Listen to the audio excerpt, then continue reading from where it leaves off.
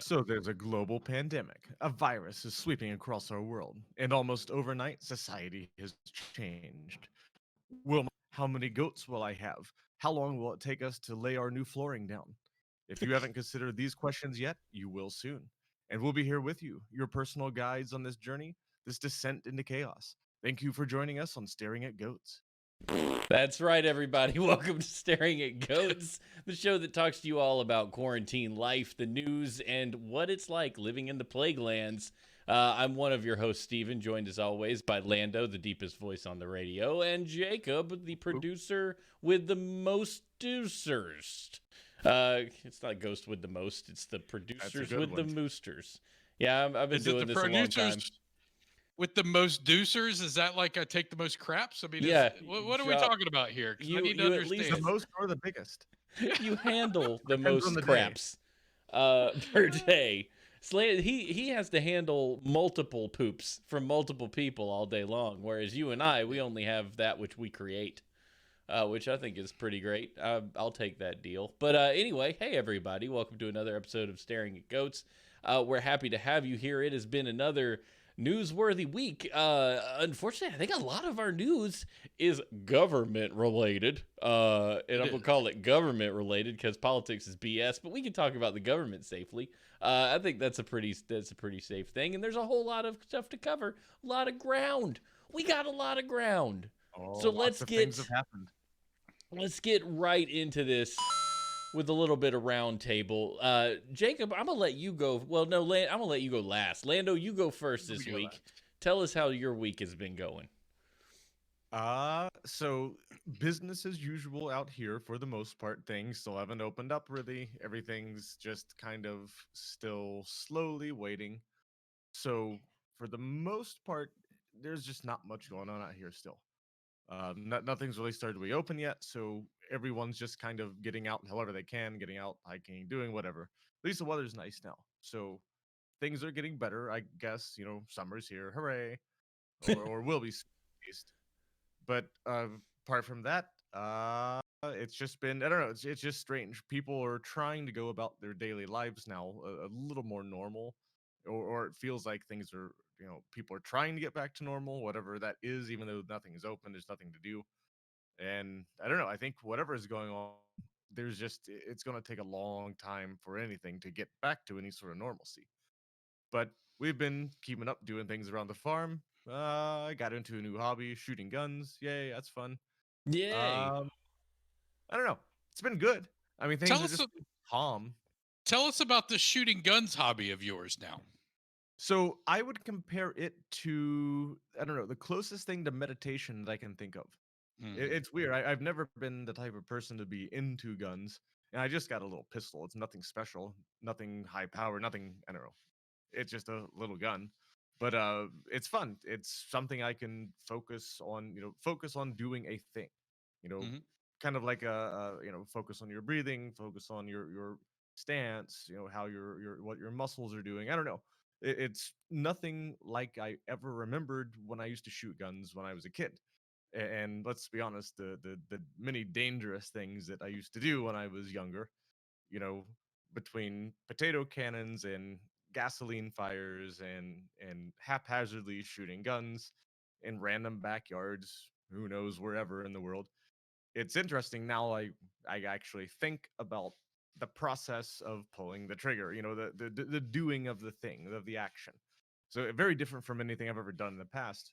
And it's kind of like I'm thinking about doing like target practice or like, I don't know, that sort of thing. Just, I don't know, something to do, something to take my mind off the world around me, something to, I don't know, something to let me concentrate on and let me just think, just empty my mind and do something.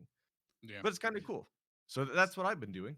So it's blocking out the noise. I also appreciate that the three things you said were reckless things you used to do were all three things I was there for. Oh yeah. Which means that I apparently did reckless things. Everyone needs motivation in life to do these sorts of fun activities. but that's the difference nowadays. I don't look at it with the same reckless mentality. I'm not out to just shoot something to make it blow up. Yeah. As much fun as that would be. Now I'm older and I have responsibilities, and if something were to happen to part of me or the whole of me, that would cause problems for other people. So I have to think So about these things that's now. part of the But cycle, though, Landon. You'll get there. You're still oh, an I'm you're sure, still an but infant in this process, but in due time, eventually you'll get there to where the big bang is the fun bang. perhaps. Like Zafo said in chat, it's the cathartic bang. Exactly. Yeah. Yes. Have you built your own range yet? Have you gone that far? No, and honestly, I'm probably not going to. I thought about it. I've got a little bit of land. I've got a little dirt mound I could turn into something, but I've also got an autistic dog that if she hears any sort of sound that's remotely loud anywhere around here, like a quarter mile away, she can hear a little, I don't know, a little gunshot from our neighbors half a mile away, and she just cowers and freaks out. So unfortunately, that's not really an option. As a matter of fact, I already went down and bought a little range pass so I can just go shoot our little range like it's just like 2 miles down the road, but still. Nice. I will say it's kind of obnoxious. I can't just go out into my own backyard because my autistic kid will get upset. Yeah. That's a loud noise. That's pretty good. I mean, at But least you have a nearby solution to that. You're not like, I think if Jacob and I want to shoot, we have to go 25 minutes across town to the local range. So, no, that's pretty good. Well, It thank helps you for being keeping. next to a Navy base. Yeah, a lot of people want to shoot guns at a Navy base. So that works out. Hey, well, yeah, thanks for keeping us updated on that. We'll have to tune in for more Lando on the range because that's pretty cool.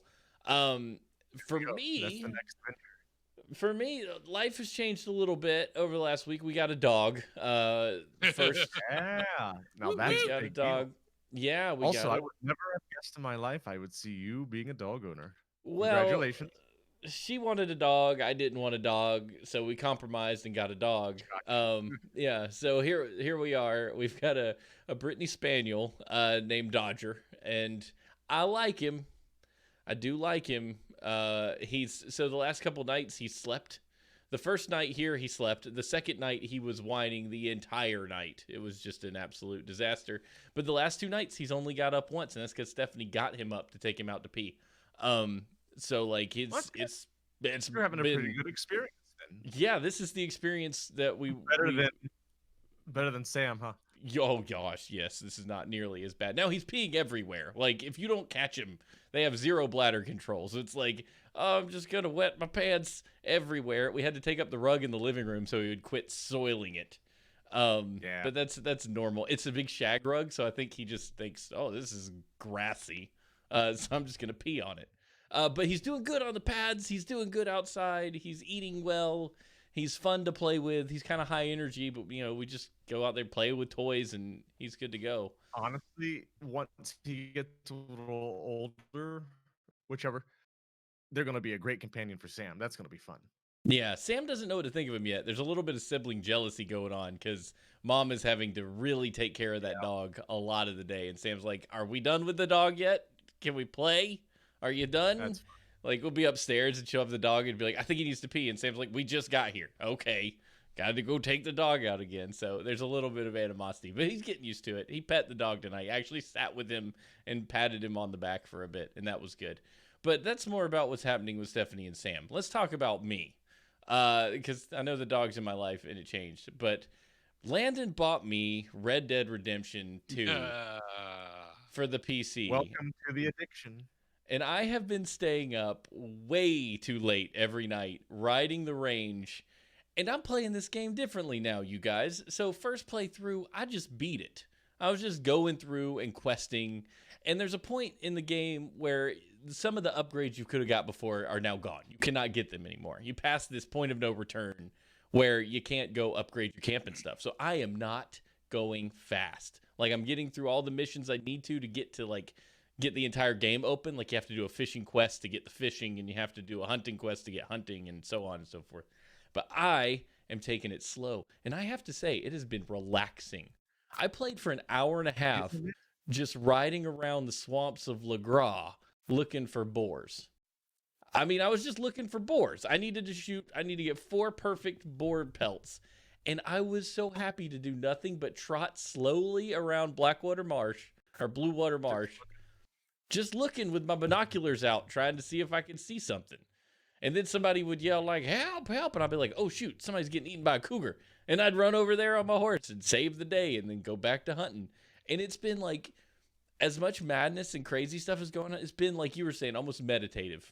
Just get on the game, ride the horse for a little while, and just kind of drift off and pretend I'm a cowboy. And before you know it, it's like 11 o'clock and I'm going, should have gone to bed. Whoopsie. But yeah, thanks for that, Lando. It's been a glorious, glorious ride. And it's beautiful. It's beautiful on the PC. It's like I'm doing like an average of 80 frames per second, like 1440p. Like you can see from the mountains of right above Valentine all the way to Blackwater. Like it's and if you haven't played the game, this isn't relevant to you at all, but it's amazing. So just thank you for like that. Looking across from one state to another in real life, like looking down from the mountains of Denver or wherever all the way across the plains. Like it's that, but in a video game. Yeah. So but Steven, real, like it's real. Yeah. How are you enjoying the difference in controls? Because I guess we started on the PlayStation, right? And so we used the PlayStation controller to start with, and you had to either transition to a mouse and keyboard or you had to transition to an Xbox controller. Is that what you did? I did the mouse and keyboard for a little while until it got my pinky doesn't have the dexterity to tap shift while going forward to like trot your horse. So I went Xbox controller, and this controller is more comfortable than the PlayStation controller anyway. So it's, and all the buttons are the same. They all map the same. So the muscle memory is there. It's not really that big of a difference. So no, I've been very, very happy with the transition. Thank you for asking, Jacob. Yeah, I was just curious because I'm curious because I had a little bit of an issue. So I at least got Red Dead set up on the computer.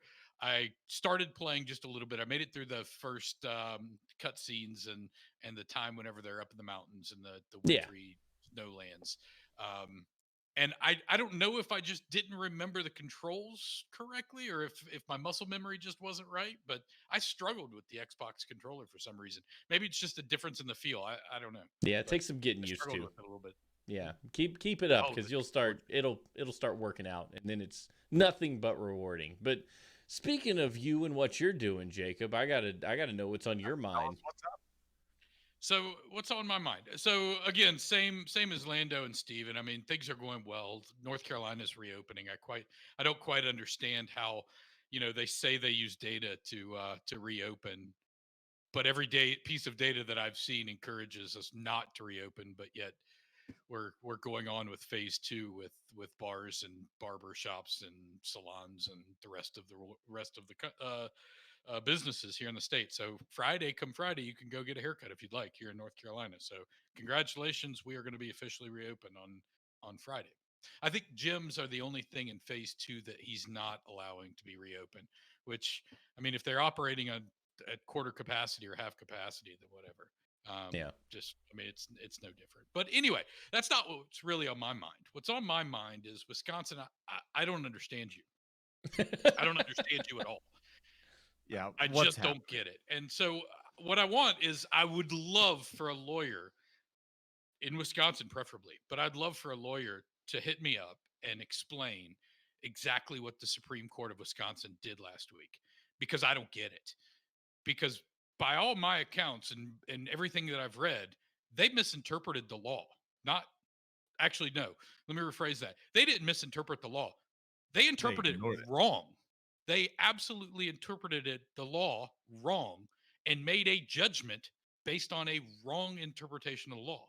And if they did, then that's doesn't quite sit well with me, because I feel like they're politicizing this whole issue. And just real quickly to simplify, I'll give you guys a little bit of context because I did write it down because I wanted to make sure that I understood it right. And if I did understand it right, and if the listeners and viewers said, yes, you understand it right, then we can actually have a discussion about this, because I just don't get what Wisconsin did here. But to simplify, the Department of Health Services issued a directive to stay at home in the form of what's called an emergency order. Okay. The state court held that it wasn't actually an order under Wisconsin law, but a rule. And according to the court, What made the emergency order a rule was that it applied to the entire state. So what Department of Health did was they issued an emergency order. The state came in and said, or the courts came in and said, no, no, no, no, no, no, no, no, no. That's not an order. That's a rule. Sorry, guys. But here, real quickly, this is the actual law.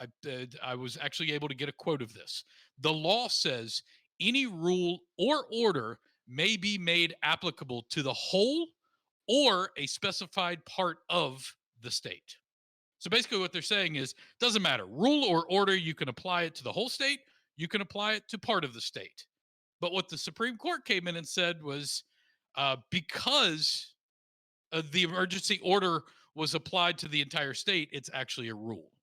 So that's misinterpretation of the rule. So to go on about this, orders could be issued on an emergency basis. Rules, on the other hand, have to go through this administrative process. And that's the reason why it's important. You have to go and basically get signatures and say, this is a rule, and everybody agrees that it's a rule, and here's the confines in which the rule is going to be applied, and everybody has to agree on it and sign off on it. An order can be an emergency order, right? So you could say, look, this is happening in real time, and we need to take care of this. If zombies were to attack, I would expect an emergency order coming out tomorrow, right? Because it's immediate. It says we need to shut shit down. But what Wisconsin did basically is neuter the Department of Health and Services by saying you can't order orders, or you can't issue orders. You can only issue rules. Therefore, if zombies attack, Wisconsin is not the place you want to be, guys, or at least in my opinion. Anyway, bottom line is they said that because of this order not being an order, but really truly being a rule, it's actually unenforceable, and it's actually violates the law, and therefore, you could face court. The Department of Health Services could face all kinds of penalties, but they didn't because they issued the order and not the rule, and it wasn't any malice and blah blah blah blah blah. But bottom line here is that I think that they just did not interpret. It wasn't interpret. They actually they am I missing something here, No, guys? Because I I'm struggling understanding No. why what this you is why we're allowing this. Well, how can we not stand up and say no? You guys are not factually correct here. So what do you do? Okay, so the way things work, you have a dispute, you go to a court. The court tries to resolve the dispute. It can be appealed up to the next court, and then to the next court, to the Supreme Court of the state, and then eventually the Supreme Court of the nation. You can argue things all the way through to that point. But your Supreme Court of your state is kind of like that's your last line of like local defense of whatever it is you're trying to get done, and you rely on them to read and Yes.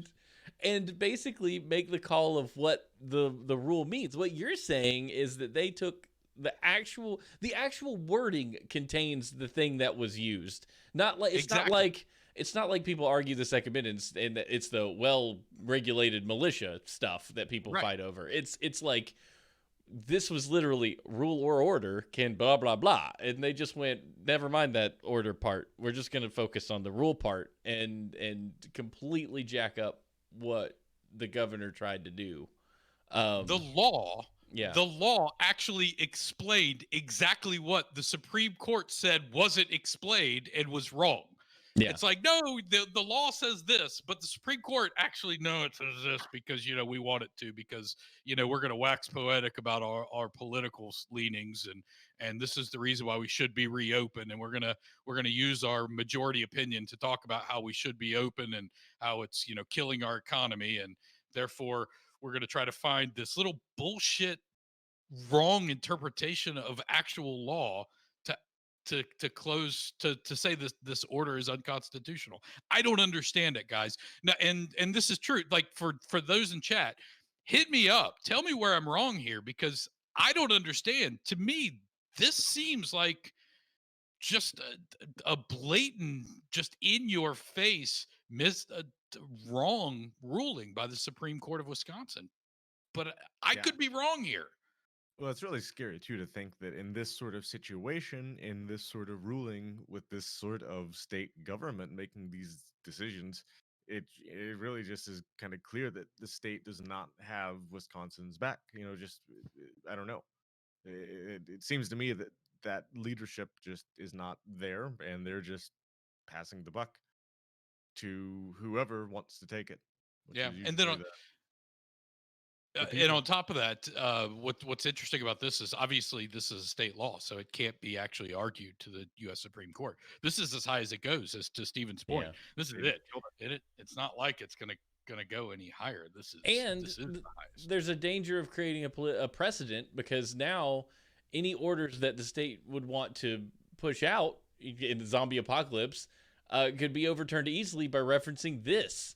As you can't do that, because if you look back to the case 75,000 of 2020, whatever, paragraph 7, here's the ruling. This is why it says you can't do that. And I mean, precedence is what lawyers do. That's their job, is to go find the case that's most like their case that has their point, and say, here it is, and lay it out as their argument. And usually that's your best ammunition to get the thing you want, the outcome you want. Is it was done before, and here's what they said. Yeah, absolutely. And here's the interesting thing. That changes. Right. Oh yeah, I agree. Well, and here's the interesting thing about this whole thing. I don't care one way or another whether or not they want to stay open or whether they want to close down. It doesn't matter to me. That's not the argument here. And the other argument is this pandemic worthy of actual an emergency order? I'm here to debate that. I would love to take on that debate. Let's talk about that. But not let's talk about a wrong interpretation of law. That's bullshit.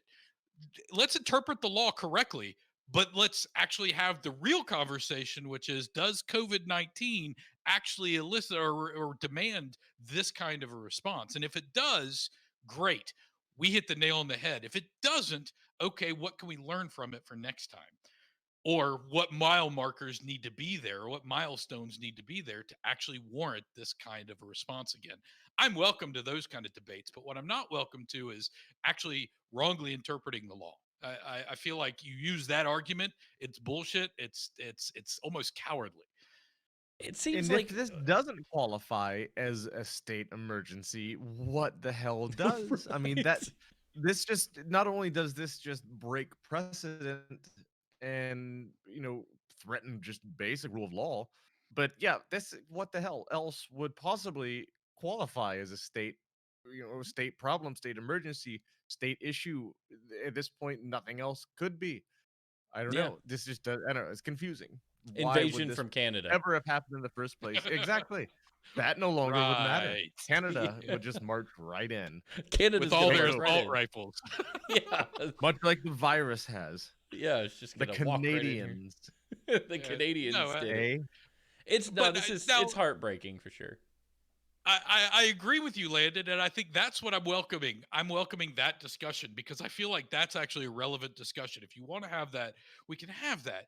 But don't do this. This just seems like it's cheap. It doesn't Well, actually, that's the whole point too. Is a law is just- supposed to whatever. end the process of questioning this thing or that thing, and now Mhm. this opens the door for way more questions. And that's the whole point, is to establish this has been answered.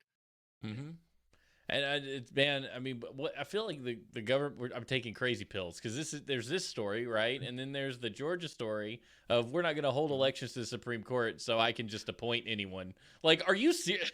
How does that even work? How is that even allowed? Why are people not going up with pitchforks? Because that's insanity to say, like, oh, well, since we can't have an election because COVID, even though we opened hair salons 3 weeks ago, I'm going to go ahead and just appoint some people to do the job. Is that cool? Cool. And it's like, it's different than when Illinois, when they kicked out, Blagojevich. Obama. Well, Obama left, right, and Blagojevich had to fill Oh. his Senate seat. That was the jam, and then he took money for it, which is wrong, but whatever. He's Not anymore. Yeah, it's not wrong anymore. It just was a little wrong. It's, but now it's totally forgiven.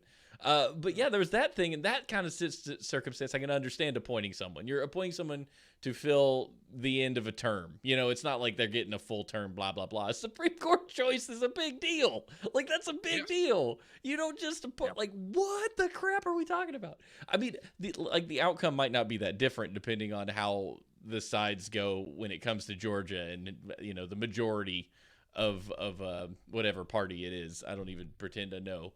But the outcome could end up being the same. Pick a guy, the election happens, it's all people that want him anyway, and he gets through. Similar to how the Supreme Court stuff happens with us. Like, the majority just wins. They just go, oh, well, let me see what letter I have on my Letterman's jacket. Oh, yeah, okay. Yeah, go ahead. I'm not even going to ask important questions. This is just, we're all on the same team. Just, I might have differing opinions, but I'm not going to care enough to ask because I would get yelled at by the guy with the droopy face. So I'm just going to let you in while that guy just goes, oh, it says stuff. And you're just going to go. Just go on. Anyway, sorry, everybody. Oh, have you guys been watching any of this or hearing about any of the Supreme Court Zoom meetings that they're having, the oral arguments and some of the hearings that they're having in the U.S. Supreme Court? Can you imagine what that would be like? I would Oh, yeah. love to sit in on one of those. Just a Well, bunch of old people that have no idea what any of that is, trying to do these things. Oh, it would just be good point. beautiful. But no, so there's actually something interesting that's happening right now. And I told Stephen this last week, but Clarence Thomas is notorious for not talking. He does not ask questions. He doesn't say a word. He doesn't say anything during oral arguments. Never. I think he's spoken like 5 times in the history since he was appointed by Bush 1, I believe. Yep. I mean, like 20, 30 years, he's spoken like 5 times in public or during an oral argument. However, during these Zoom meetings, the way they have it established or the rules that they have it is based on seniority and hierarchy. And so you have the Chief Justice goes first and he'll ask the first questions. And the second person is none other than Clarence Thomas. So he has to ask questions because nobody's before him except for the Chief Justice. So he's apparently been more vocal during Zoom meetings than he ever was actually sitting on the bench. Who knew that Zoom would save our democracy? Who would have thought? Oh my gosh. Now, the quality of his questions now, that could be debated, but I will tell you that he has actually spoken more, which is interesting. That's pretty good. That's pretty good. Yeah. Well, to get off the political slant for just a little bit, we appreciate you guys bearing with us and having some fun with that. That was a good time. Lando, let's do some good news, bad news. All right. So, if anybody remembers, and for anybody who's listening who may have actually tuned into our earlier episodes, so I have always been a trendsetter. And what was it, episode 3, episode 4, something like that? I was talking about how the next big thing is going to be mask shaming. For people who don't have a mask on, or for people who don't have a fancy enough mask on. But either way, that I think everyone at this point has heard there's all sorts of cases like that popping up. People yelling at other people for not wearing masks or for wearing masks. It really goes both ways at this point. But this particular article and this what was it called? Where's the word? Oh my god. Study. There we go. So the Charlotte Observer sent out questions and questionnaire to a bunch of businesses, I think 75 stores within the area. And then they see. So the debate, sorry, my mind is totally scattered. So this is in different pieces and I was reading the wrong one. So anyway, a recent poll conducted by the Associated Press found that 76% of Democrats said they were wearing masks before leaving home, while 59% of Republicans said the same thing. So ignoring that for a minute, the Charlotte Observer sent out a questionnaire to a bunch of places within that area, and the big news is that people everywhere are mask shaming. regardless of point being, regardless of whether you're Democrat or Republican, regardless of whether you're wearing a mask or whether you're not wearing a mask, everybody is yelling at everybody else about whether they are or are not wearing masks. Sorry, that's the big takeaway there. So, regardless of which side of the boat you're on, whether you want to wear a mask or whether you do not want to wear a mask, you are yelling at other people. Mm-hmm.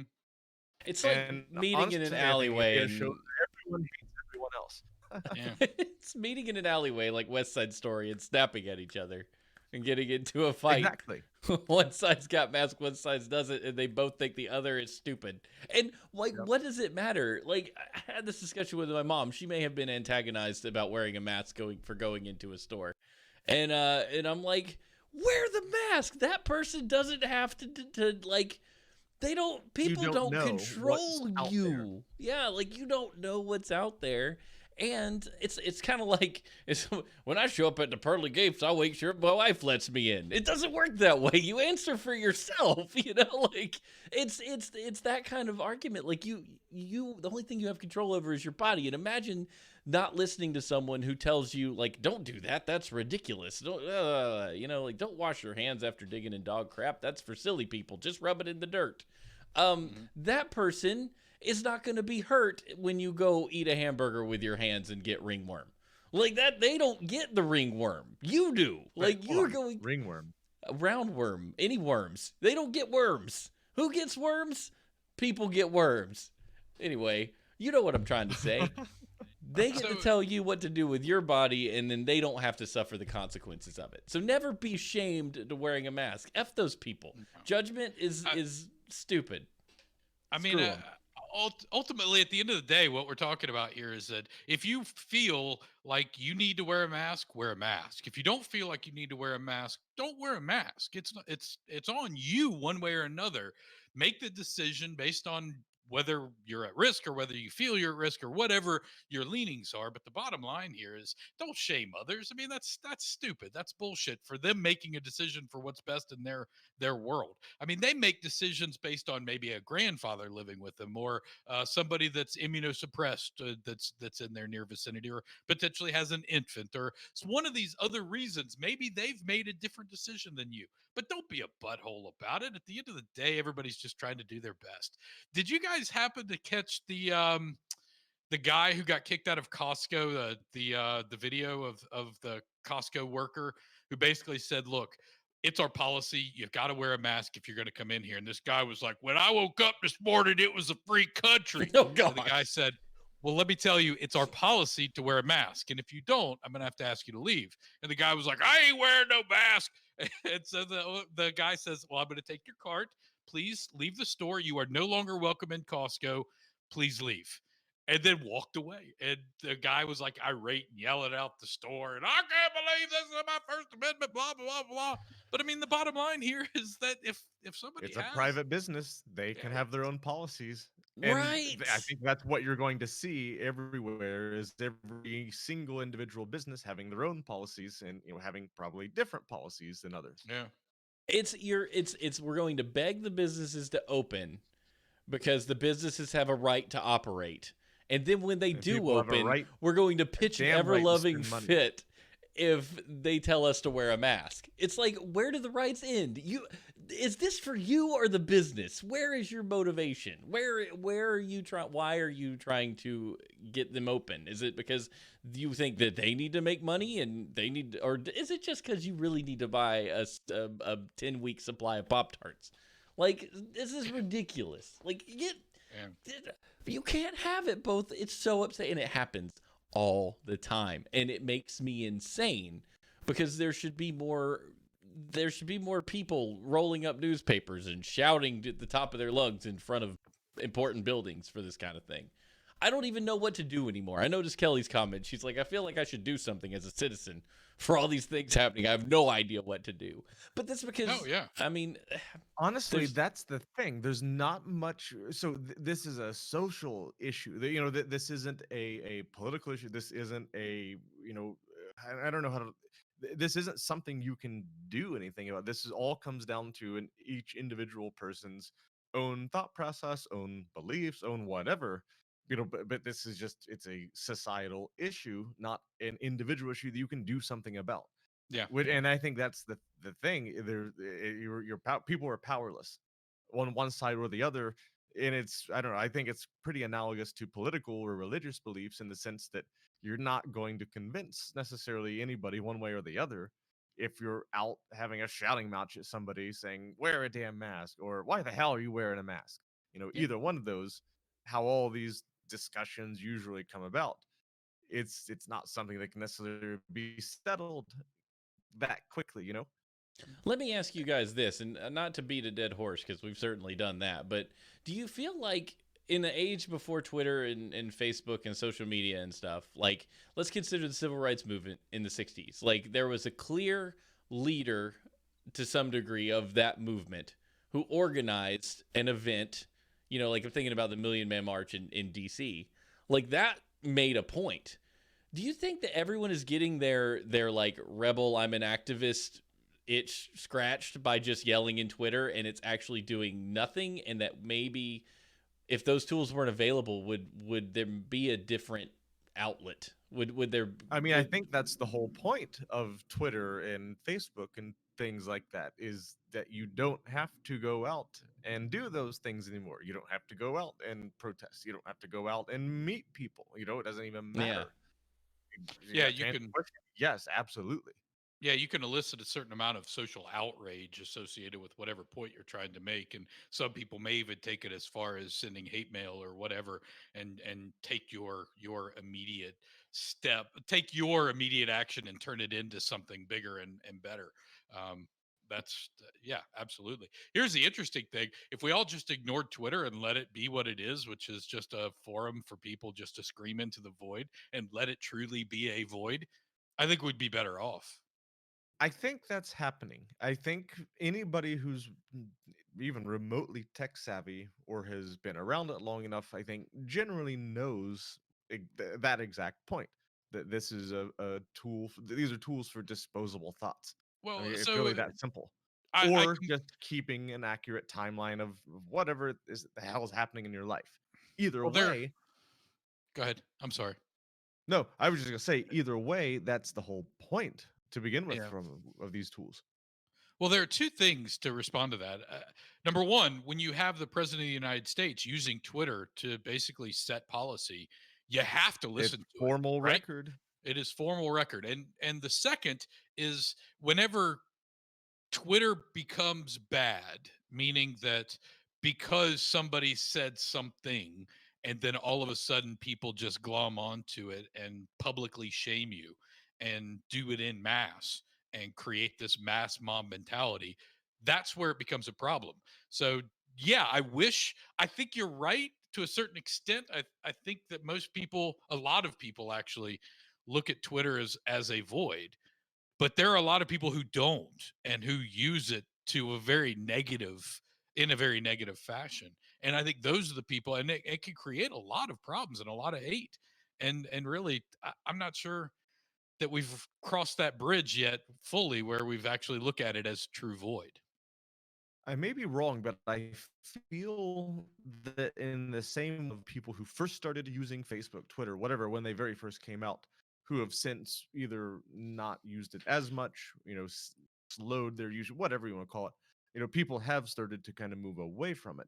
Yeah. Generally, younger people, generally, just that usual progression of technology. And I Mhm. kind of feel like that is just happening on a much slower scale. Yeah. People are very slowly waking up to the idea of what these technologies do and how they actually affect us. Problem is, by the time one group realizes what's happening and how these things work, some other tool has already popped up somewhere else that will take them years to learn and get caught on whatever. It's just technology is now progressing too fast. I think it's just a problem inherent with the whole concept of improving things as quickly as they are now, being improved now with technology.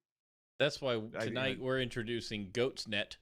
It's the new Twitter for nothing but good, honest content until it eventually devolves into just shouting matches.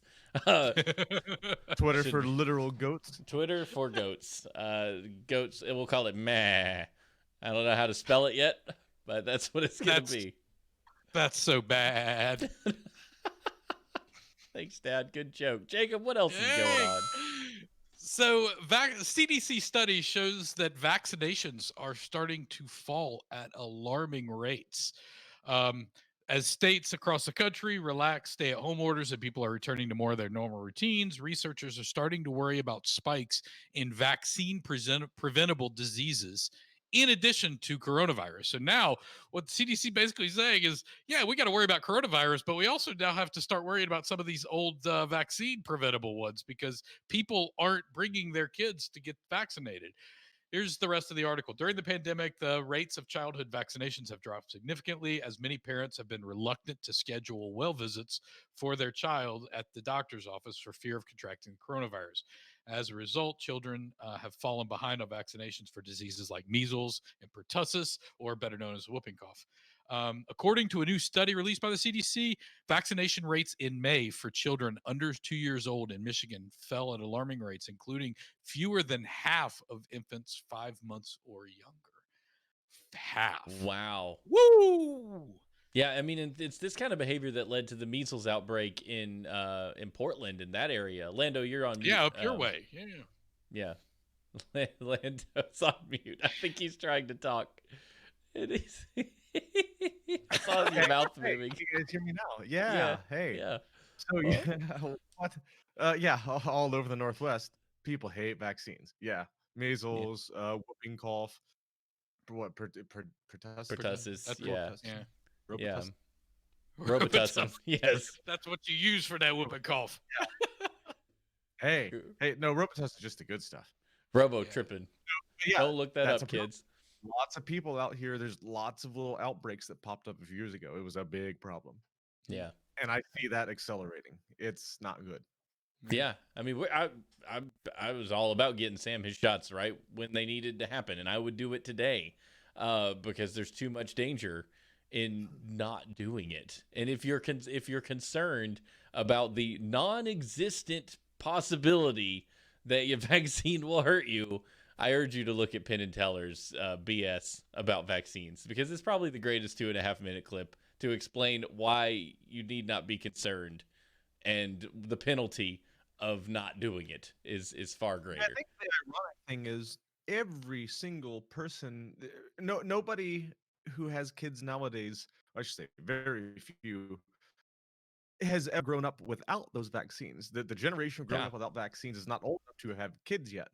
But Yeah. point being, people who are anywhere over their 20s, 30s, whatever, all grew up getting vaccines. It doesn't matter. Like, don't they all realize the same people who got vaccines are the ones who turned out just fine? Yeah, my mother-in-law had polio as a toddler. Like, Yeah. she You don't want knows what polio would look like back then. We don't have polio anymore. Thank you, Bill Gates, for making a big difference there. But like, people, so it's the umbrella scenario. I might have talked about this last time, but as you hold the umbrella, somebody gives you an umbrella and it's raining, and you're like, oh, this is great. And then it's still raining, but you're like, I don't need this anymore. And you take it off and you're like wet again. You're like, oh, wait, hold on. I did actually need that umbrella. It's still raining. We're just in that place where you've got an entire generation that questions the need of it because they haven't experienced it. We're just a mess. Like, our generation has failed to have to deal with any strife of any major amount that's not financial. Sure, we've had our own financial burdens, but like, most of us have basically been pretty good, you know? I mean, you got people coming of age at 18 that have barely seen war, you know? Like, 2001 was a long time ago, you guys. We remember it, but like, a lot of people, they're just like, oh, what? Hold on, people fight each other? I don't get it. It's just, you know, I mean, when's the last time you heard Taliban, Al-Qaeda, Iraq? Like, maybe like a month after Trump took office. And it's like, we threw a bomb at them. And then now it's just been economy and the media sucks all day. And you haven't heard anything else. Yeah. I don't know where I was going with that other than, you know. No, I think you're right. I do think a certain amount of adversity gives you perspective. Yes. For example, the mother-in-law discussion is 100% accurate. You talked to her about polio when she was young, and the doctors told her she could never walk again. Or have children. Granted, or have children. That's right, or have children. So you are listening to a woman that has a perspective that is significantly different than yours, and all of a sudden you're like, whoa, whoa, whoa, whoa, whoa! These things are for real. These diseases were for real. I'm glad that I have a vaccine for them.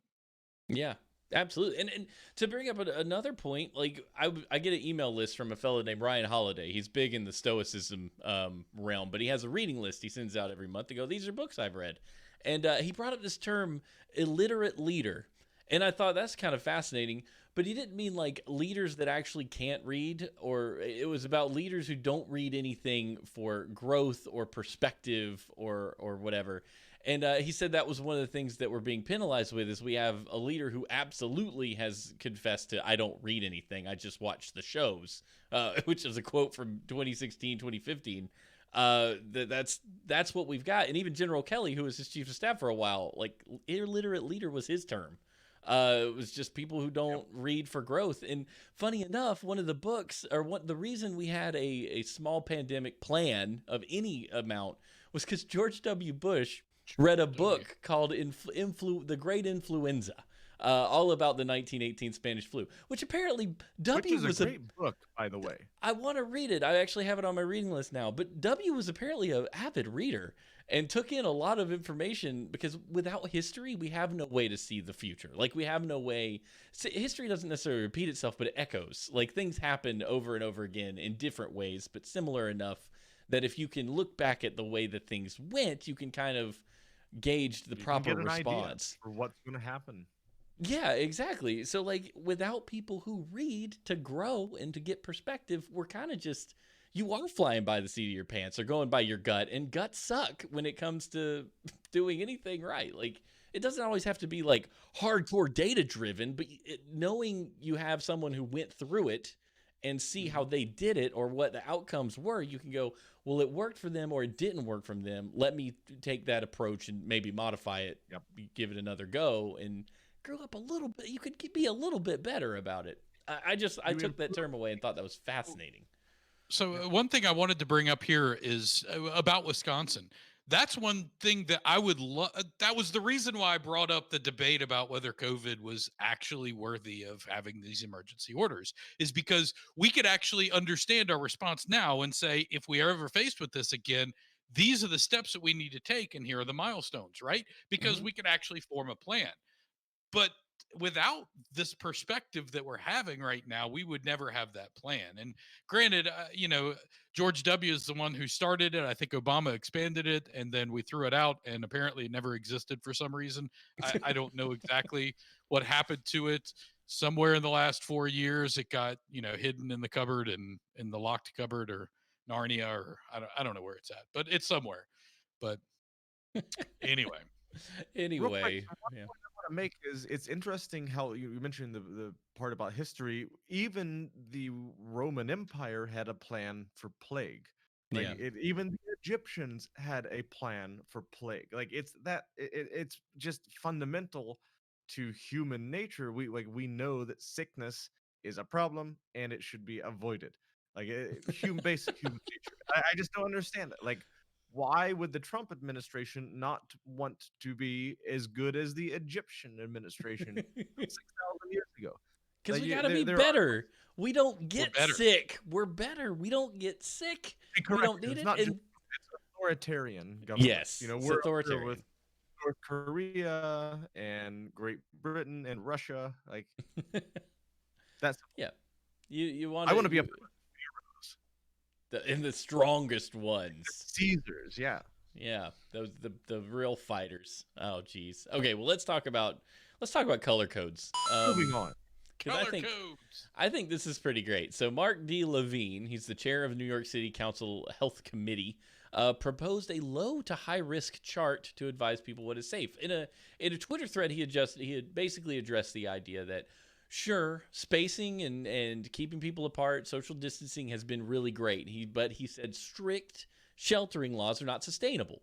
People start to get antsy. They want to get out of their house. They're tired of being cooped up, and they start doing things that they feel like doing. And some of those things might be high risk, some of those things might be low risk, but there's no advice or no easy communication to say, here's a low risk activity that people could do that would make them feel like they've gotten out, and here's a high risk activity. If you go do this, you need to be aware that you're putting yourself in danger. We don't really have a green to red scale. So he was proposing one or somebody, I think it was epidemiologist Julia Marcus and who's Epi Ellie? Somebody is at Ellie Murray, who is an epidemiologist professor, had this illustration they did, reducing risk of coronavirus transmission. Basically, green was at home with your family.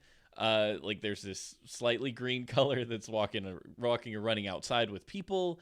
A yellow would be like an actual gathering outside with friends, and then red is a gathering of a group indoors. Those are kind of your scales of a good to bad, which I think is fine. But I think if we're really going to get this nailed down, we're going to have to propose our own chart.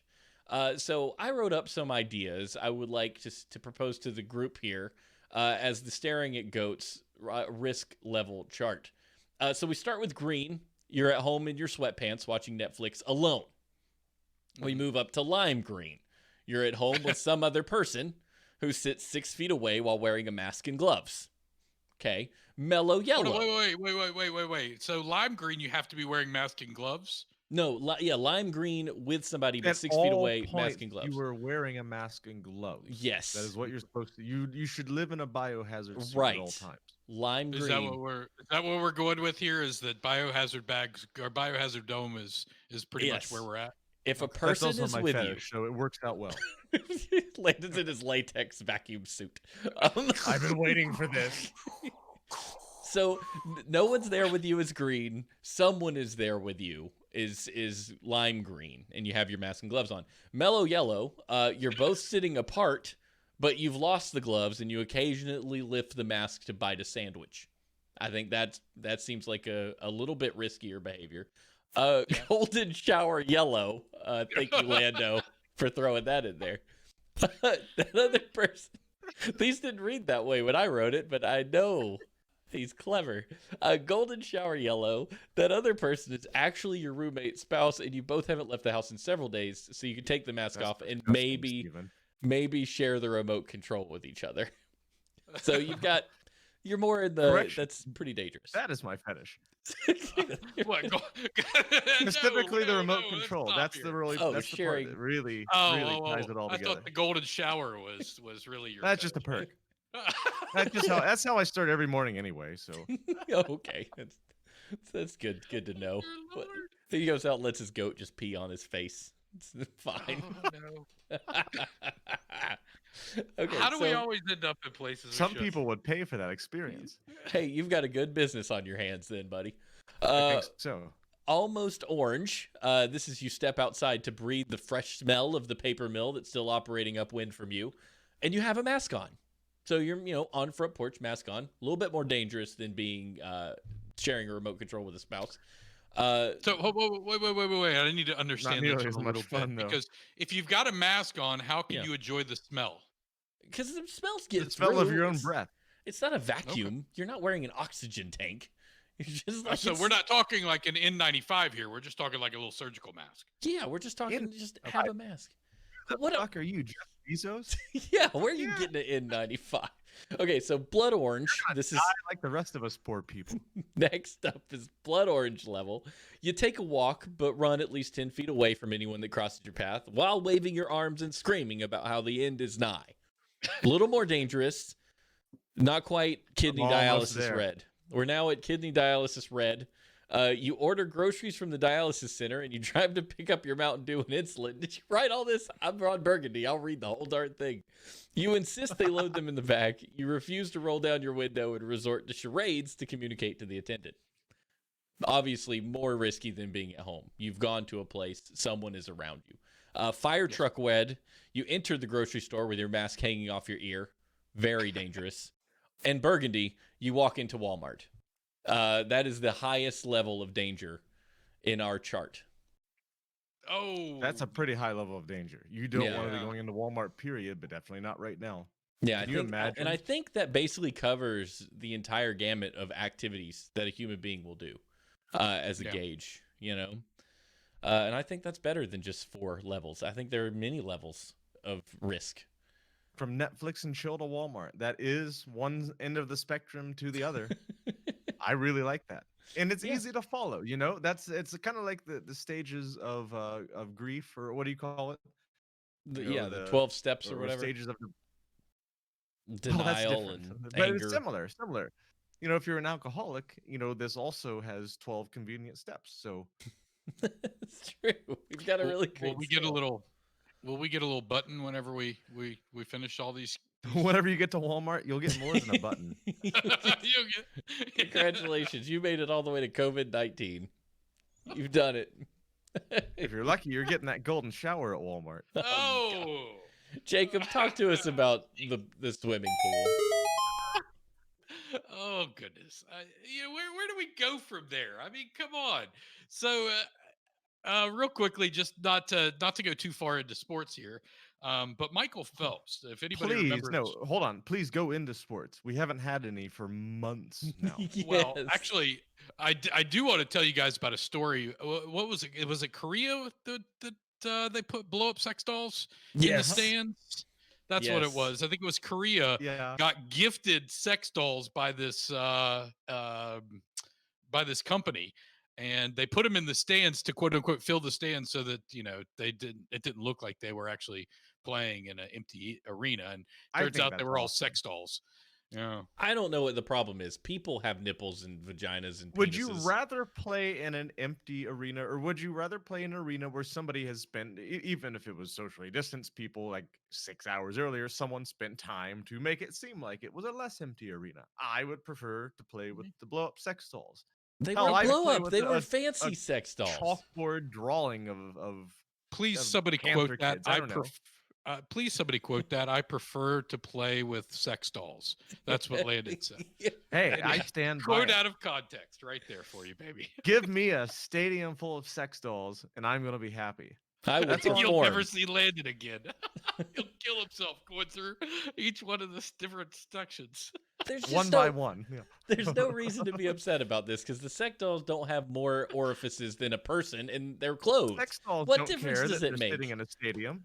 No, they don't care, and Well, there's nothing that they're clothed. What are we upset about? Yeah. It doesn't Hold on. just because they're Well, I anatomically Were the correct. sex dolls socially distanced? Were they Yes. sitting at least? They 6 feet were. apart? They were And they didn't socially even dis- have go. to be. In all fairness, the reason why there was uproar and there was outrage about it was there were advertisements apparently on some of these sex dolls, and they were advertising porn sites and some extreme bondage sites and some. Hold on. other Are we stuff. talking like t-shirts? Like they put a t-shirt on a doll or something? Like I don't like a know. t-shirt? Like somebody in this is in the stands wearing a t-shirt. Like you can't see that if you're a player on the field. It makes No, they're sense. holding banners and poster board like they're at a WWE event. That's what it is. The Big Show. RedTube. Maybe that should be a new form of soccer entertainment then. RedTube.com. See, now that would be great. You could have these, a team of 11 guys going at another team of 11 guys for 90 minutes. Like, first off, No. there's some entertainment. But then, someone's kicking a ball and then gets suplexed in the middle of the field and they're dead. Like, I would pay for that. Especially if there's sex dolls watching. Like, that's great. Like, everyone's entertained. Like, these guys are performing like soccer gladiators, and the only people watching are sex dolls. Yes, this is the reality show I want to live in. Why did we not include that in the notes this week? It We should have should've. been. Well, wish I we've been would've. there. We We did it did. now. What do We you just mean? did it. We just Yeah, did but that. I would have much rather gotten a little bit more of the facts right because we're going based on my memory and that spotty. At best. So- But anyway, I'm gonna say it. Anybody who's listening, sex doll, and we'll put it in the background. Okay. We'll have our own sex doll audience that we. Are you that you we have asking going. for them to send you a sex doll so you can put it in the background? No, Just guys, I'm if you asking send for me them to one, send it's us going to all. Lando. yeah. I no, will no, no, put- no, no, no, no. We each have to do this. I don't want 3 sex dolls. I want us each to have one. I don't want a monopoly on a sex doll. I'm willing to share. Are you gonna put it in your Superman cape, Steven? Yeah, I'll dress it up, You got stand it ready. back there. Yeah. Already ready. Make sure you get me the one with the 11-inch wiener. Let's talk about Michael Just Phelps. it sticks Let's not straight talk about out from the Superman cape. It just You you're want pitching a a little tent back there, fella. Anyway, let's move on to Michael Phelps. Yeah. We gone from such a high down to a little bit of a low. But We're anyway, good.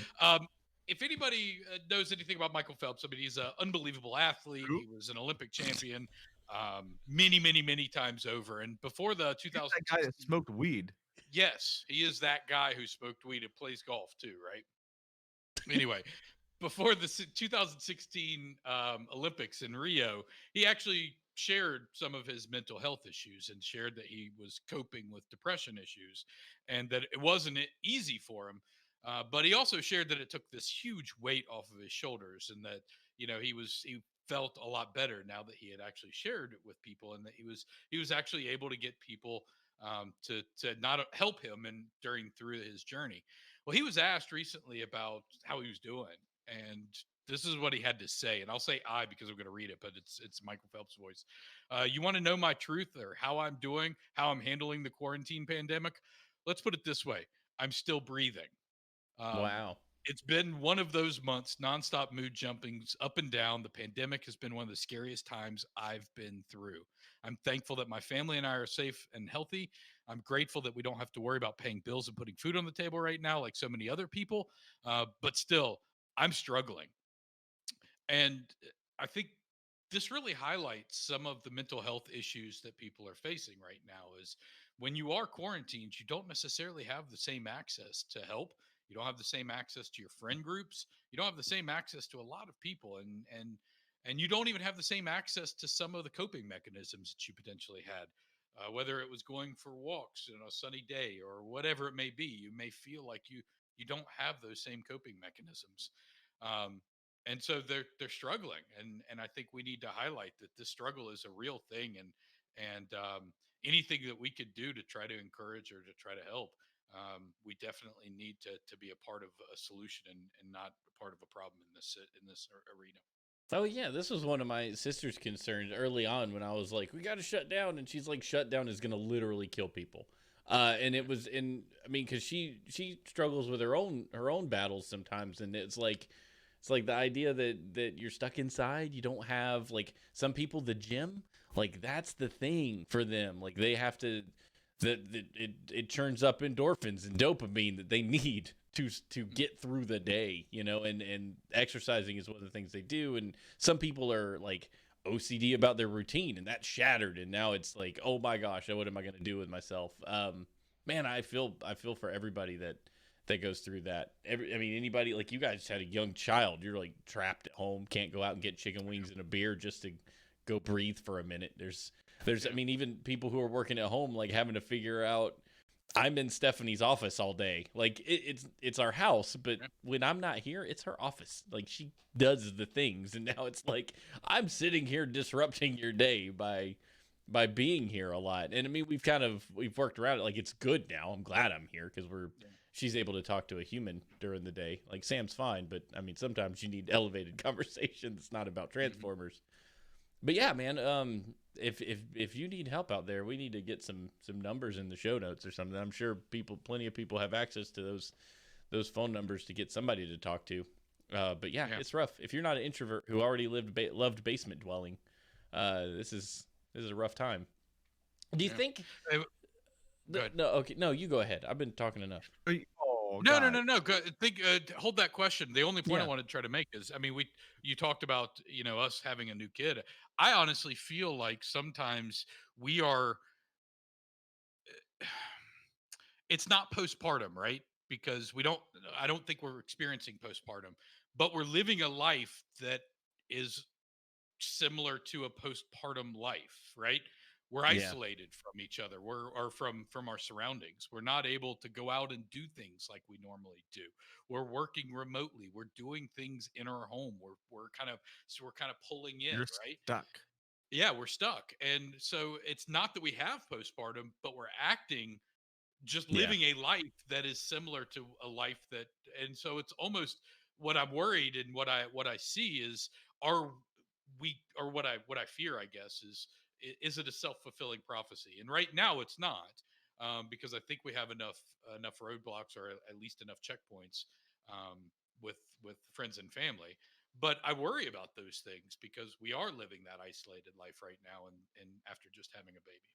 Yeah, yeah, for And sure. honestly, I think that's part of the reason you see so many people out protesting. I mean, obviously, there are many different reasons that people are out marching on, Capitol doors, trying to get the states and governments, Mhm. whatever, to reopen. But people, they're panicked, they're extroverts, they're whatever. It doesn't matter. There's everyone who just freaks out at whatever is happening right now. And it makes sense. Like everyone, I think, is just everyone's screwed. Like it's really Yeah. that simple. Everybody is screwed. But everyone's kind of in it together. But everyone has different angles of how badly they're affected or whatever. But Mhm. it's interesting. I never thought I would have kind of like Michael Phelps. Like, what the hell? This is the defining, terrible experience of our lives, and Yeah. everyone is suffering. It's that really that simple. Yeah, and all in different ways. And it's like it's I think about this all the time. Like everybody you may be Our like, own well that personal. yeah, like that guy's got $200,000. What's he got to be sad about? But like for him, that baseline is where it is, and that thing that happens is a disaster. And like it's sometimes it's hard to like to see that. Like figuring out like this person's normal shattered, that's always a sucky thing for them. Whether you feel like it's deserving or not is not really as relevant as like we still need to kind of help them figure out level set on what's critical and what's not critical and how to get through all that. Like Stephanie helps me out with a lot of that stuff. It's just it's stoicism and whatnot. How is it in your control? What is in your control? How do we get a handle on that? If this doesn't go right, what is the actual impact? And you have to checkpoint yourself and figure out like, oh, my internet went down. The actual impact is I can't do work or I can't talk to anybody today. But I've got this sandwich downstairs. I can take a walk while my internet is down. I can find a way through this You're that still doesn't alive. mean yeah, I'm not I've I'm got not this wallowing around in wonderful crap. hard copy of True Grit that a great friend of mine gave me to read. Yeah, I've got a book to Read. read. There's 2 movies of it, man. What are you? What is It's this? a The 18th oh, century? it's Go a great watch book. them. It's a great book. I'm telling you. But the thing I was going to get to is I've thought about this with elderly and loneliness before, and what our generation looks like as we grow older and become seniors, and our kids inevitably put us in a home. Landon's goats put him in a home. Like, We what will is? go ourselves. Yeah, yeah. You'll have to go yourself. You'll find a nice senior living community. Like Eric Estrada pitches that thing in Arizona all the time. Just go there. But you online gaming, like what? How much of what could have been a major disaster amongst mental health of people has been saved by online gaming? Whether that be Fortnite or WoW or freaking Guild Wars or whatever you're playing, Yeah. that has provided you with a social time that you may not have had otherwise. Like, are like I can't see a Oh yeah. downside to a gaming culture. I mean, sure, gaming culture can be poisonous at times, but I think at times like this, Yep. sometimes that turns on its head and it's like, oh well, this is actually saving people, um, and maybe it is a real good thing that we have these available to us now. Yeah, and I want to make a follow up point on that. My nephew had a birthday a few weeks back, and right in the middle of this lockdown where he's at, and he's turning like 10. Oh, he's turning 11 this year, and that's like, birthdays are sacred when you're that age. I mean, Yeah, that man. is like the day of your The life. biggest deal in the Right. world. It is. And for him to be at stay-at-home order, I'm sure it just crushed him, right? Horrifying. Horrible. Yeah. But what Steven mentioned actually happened. He got on Fortnite all of his buddies got on Oh, Fortnite. yeah. They all got on and played with him. They all wished him a Virtual happy party. birthday. They actually started buying him little gifts, in-game XP boosts, and some other things that they were able to do for him for his birthday. And so he felt like a king, like $1,000,000 on Fortnite, because people were showering him with gifts. They were talking to him. They were all jumping in and wishing him happy birthday. And he felt like $1,000,000 because of it. And I think these online communities are great for things like that, especially during these times. Now, long term, let's have a different chat about it. But I think short term, I think, Steven, you're 100% right.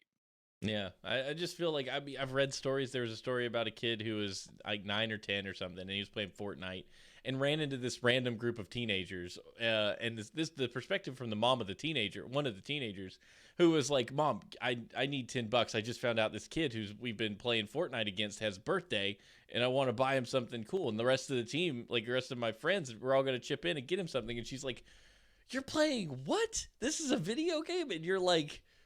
So she was like, I can't imagine what it would be like to be like a 10-year-old and all these random teenagers shower you with gifts because it's your birthday out of nowhere, like adopt you. So there's like for every negative gamer story there is about gamers being a bunch of buttholes, like there's these moments of what you think you're like, oh man, if the world was that, like if people could find ways to be a positive force on kids getting into gaming, it would just change everything. But I think I like that idea that there's at least some outlet for people. I think that's pretty cool. And I hope to be a gaming old person at a home. I'll sit next I to Jacob, cannot wait. play Red Dead I'm 9. so looking forward to it. We're going to be in our rocking chairs. I hate this damn Xbox remote. Damn it. Hand me the PlayStation. On the what are they gonna call it? The Xbox One 9X Box X, because Microsoft naming Xbox conventions sucks No.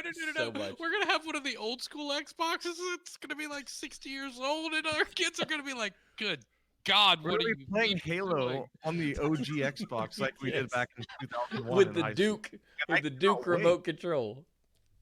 Still, yes, that is still the best controller in the world. The Duke, the big Yeah. hands, big American older. hands. It's gonna be great. Everyone's it's just when all the millennials are in millennials, Gen Xers, whoever, all the kids that grew up in technology, when we're all in homes or whatever, oh, that's gonna be so much fun.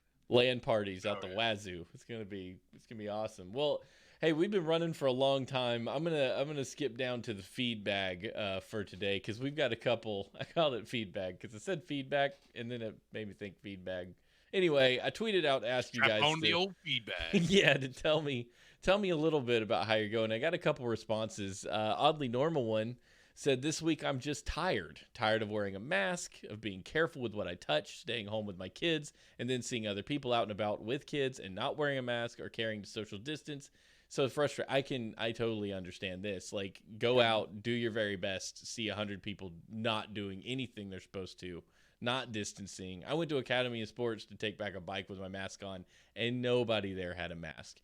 But then I turn around and I go to, like, the vet to pick up some medicine for the dog, and it was, they were so careful. They wouldn't let you in the building. They had their mask on. These are medical professionals, and they're like, I'm not even going to take your credit card. I'm going to walk back in. You're going to call me, and you're going to read me the numbers. I'm like, That's what That- they're all doing. It's weird. yeah, But I'm like, cool. that sounds great. Let's do that. So I don't know if it's weird or not. I kind of feel like that's how it is. I mean, if you look at who's taking this 100% seriously, it is the health community. Yeah. It is the scientific community. It is the people that live, breathe, and die this shit. It's not the people that are going to Academy Sports. It's the people that are seeing patients. Yeah. Well, and seeing weird sick folks, different. right? Like I want to be perfectly clear there. Like but I like that side of this new world where you just don't have to. There shouldn't be a reason for me to swipe some stupid card inches in front of someone else's face, and then have to punch in a bunch of stupid numbers on a keypad, and then Yeah. have to hit a bunch of more stupid buttons to confirm it, and sign something, and hit some more stupid. Like that's just let me just go in and bleed all over everything. Like that's just dumb. It's the 21st century. There is no reason that we shouldn't just be able to walk in, like swipe our hand or something, and it's done. And you say that like America thinks it's the most advanced country in the world when it comes to doing everything. I went to Czech Republic and every point of sale system there was tap. It was just tap your card and it's done. And the waiters and waitresses never left with your card, which, you know, you do that now. They leave with your card. Who knows where it went? Czech Republic, they bring the POS system to you and you tap your card on it. And I'm like, why are we not doing this in America? This is the greatest thing in the world. And it's American exceptionalism. We think we're the best because we're told we're the best since birth. And no, most people don't leave to find out that there's other countries that aren't backwards. They're like doing forward-thinking things. It's amazing. Yeah, almost every other country has that tap, by the way, pay systems.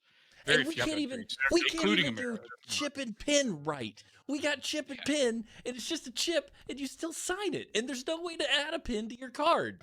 It's like, you guys, you didn't do anything. You just changed from magnetic swiping to pins, but you didn't add any extra protection. The only people doing it right is Target.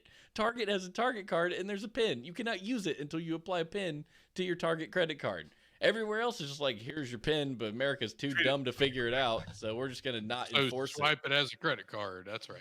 Bunch of freaking malarkey. That's what I say. Anyway, moving on to Oddly Normal, and he says, or not Oddly Normal, TV's Travis. He's from Michigan.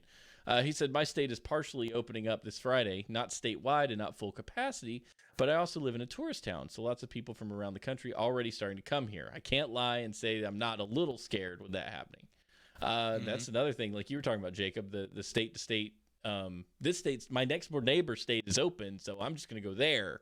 And then there's an influx of people from states that are closed, moving into states that are open, and then moving back to states that are closed, bringing back whatever the devil they got in the process. Yeah, it's just... Well, that was the big thing in Georgia a couple weeks ago whenever they first announced that they were reopening all the bars and restaurants and movie theaters. It was not the people in Georgia that were patronizing those. No. Yep. It was people in Florida. It was people in Tennessee. It was people in South Carolina. They were all just driving to Georgia and patronizing those places. Yeah.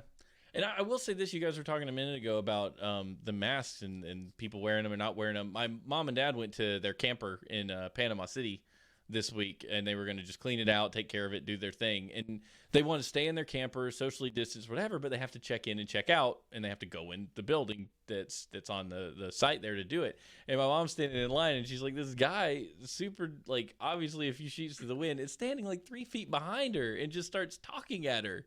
Going like, hey, this thing's kind of ridiculous, don't you think?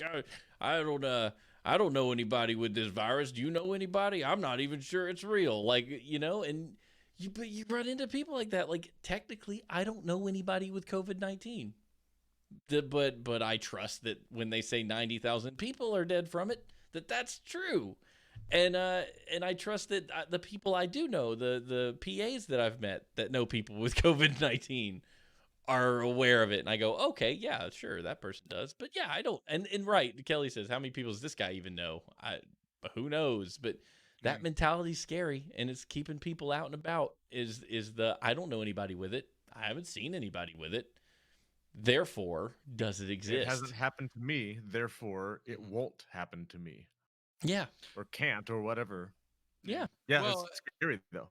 It's scary. Well, I think it's interesting. I mentioned this earlier. It's all based on everybody's personal perspective. So it's the reason why you wear a mask. It's your personal perspective, right? It's the reason why you self quarantine or after you've been somewhere. It's your personal perspective. It's where you live. I mean, me, I've got a coworker I found out a few weeks back lost his mother to this. I mean, it's when you have family members that die, all of a sudden, it's real for you, and your chances are you're going to be unbelievably precautious. Some of our neighbors have indicated that they may have had it back in March, and so all of a sudden we're like, whoa, wait, neighbors have it, and friends, or coworkers, parents are dying, and all of a sudden it gets real for you, and you're like, wow, hold on, wait, we've got these risk factors in our family. Should we be going out? And I'm with you, TV's Travis. I'm 100% with you.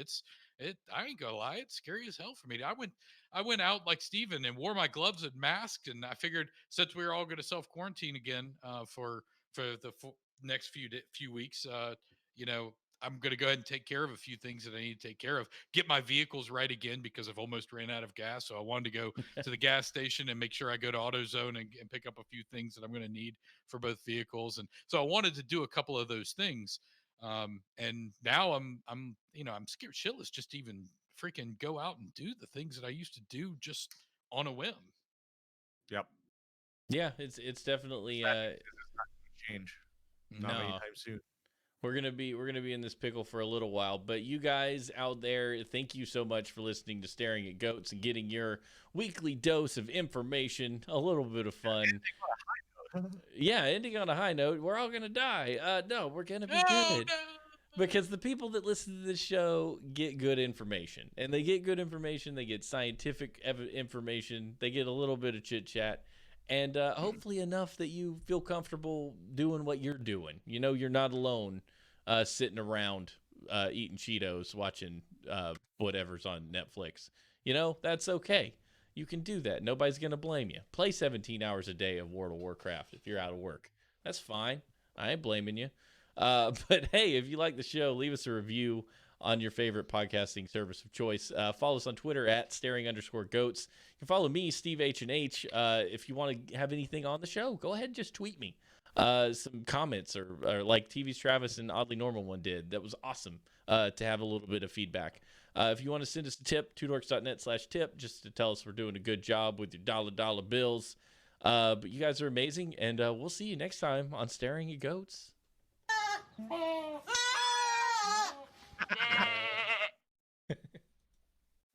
Awesome. That was good. Oh, and by the way, listeners, if you're still there, if there is a lawyer out there that would love to correct me about my understanding of Wisconsin law and the Supreme Court ruling, please let me know. Staring at Goats Podcast at gmail.com. Send me a note telling me how I've misinterpreted him. Yeah. I think it sounded right to me. Sounded perfectly legit. How are those monitors doing for you, Jacob? Are they working out? Do you like them? I think I do. Got new monitors? I gave Jacob my old monitors. Steven's, yeah, got Steven's Oh, old. you got new monitors. Yeah, I got the two 27-inch, 144 hertz G-Sync Dells. They're nice. really nice. Yeah, they're really, really, really, really nice. I like them a lot. 27-inch. I was 24-inch, I think. So this was a big. So 3 more inches is a pretty big upgrade. She 4 said. inches of growth. Yeah. That's what every man wants. So 3 Jacob inches had makes these a big difference, baby. Jacob had these really glossy Acer monitors, and they were fine. But I asked him if he wanted my old ones, so he took them. And the answer was obviously yes. I got to tell you, Great for you too. Yeah, it's a complete upgrade all around. And But I got to you're tell gonna need him now that you've got a kid. yes.